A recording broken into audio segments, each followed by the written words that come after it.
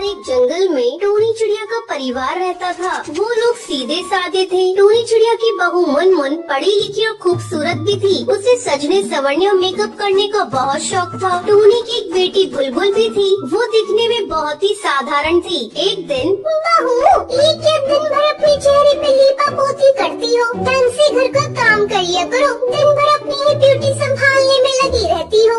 Mummy, मैंने घर का सारा काम कर तो दिया है, अब थोड़ा समय अपने लिए भी निकाल कर कुछ मेकअप कर लेती हूँ तो आपको क्या परेशानी होती है? वैसे भी मैंने मेकअप का कोर्स किया है। अगर मैं अपना भी मेकअप नहीं करूँगी तो सारा कुछ भूल जाऊंगी। कितना अच्छा होता मम्मी अगर मैं यहाँ एक ब्यूटी पार्लर खोल लेती। घर में अच्छे खासे पैसे आने लगते। मोहल्ले की जो चिड़िया इधर उधर जाती है वो मेरे पास आ जाती। तुमसे जरा सा क्या कह दिया? तुम तो भाषण ही देने लगी। ये कहकर टोनी चिड़िया वहाँ से चली जाती है। एक दिन बुलबुल मुनमुन से कहती है, भाभी, तुम कितनी सुंदर लगती हो और तुम्हारे पर तो एकदम चमकीले हैं। काश भाभी मैं भी तुम्हारी तरह सुंदर होती। क्या करूं दीदी, मैं आपको भी सुंदर बनाना चाहती हूँ लेकिन मम्मी तो मुझे करने ही नहीं देती। और क्योंकि तुम जानती हो मैंने ब्यूटिशियन का कोर्स किया है, मैं तुम्हें इतना सुंदर बना दूंगी कि तुम अपने आप को पहचान ही नहीं पाओगी। अरे बहू, मेरी बेटी को क्यों बहका रही हो? ज्यादा सजना संवरने में पैसे खर्च होते हैं। खबरदार बहू, तुमने जब मेरी बेटी के चेहरे पे लीपा पोती की तो मैंने आज तक अपनी बेटी के पंखों पर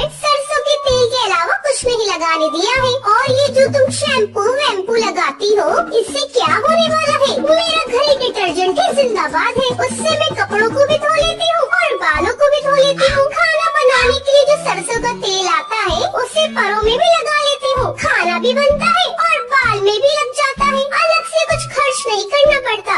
लेकिन जब से तुम आई हो, कभी क्रीम चाहिए तो कभी पाउडर चाहिए, कभी शैम्पू खत्म हो गया। तुम ये सब अपनी वाली आदत मेरी बेटी को मत लगा देना। अक्षय दिन भर मेहनत करता है तब 2 पैसे कमाता है और तुम इन पैसों को क्रीम पाउडर में खत्म कर देती हो। हाय राम, हमारे घर में ये कैसी बहू आ गई? मेरे तो कर्म ही फूट गए। मैंने कितनी बार हीरो बेटा से कहा तो गाँव की किसी लड़की से शादी कर ले, लेकिन वो माना ही नहीं। उसे तो शहर की लड़की से शादी करनी थी। तभी हीरो चिड़ा मेहनत मजदूरी करके घर आता है और अपनी माँ को बताता है, माँ, कल बुलबुल को देखने के लिए लड़के वाले आ रहे हैं, उसे अच्छे से तैयार करा देना।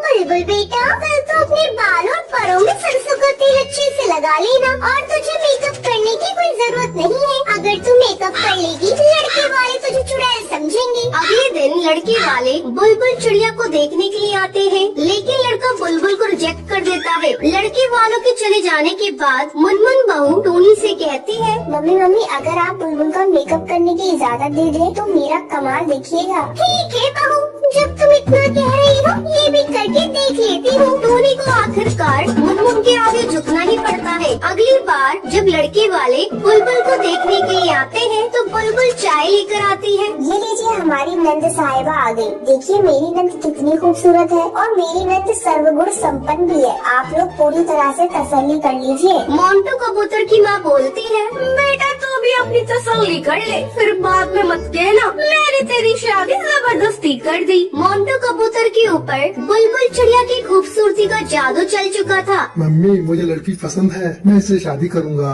बुलबुल की शादी बड़े धूमधाम से हो जाती है। बुलबुल के विदा हो जाने के बाद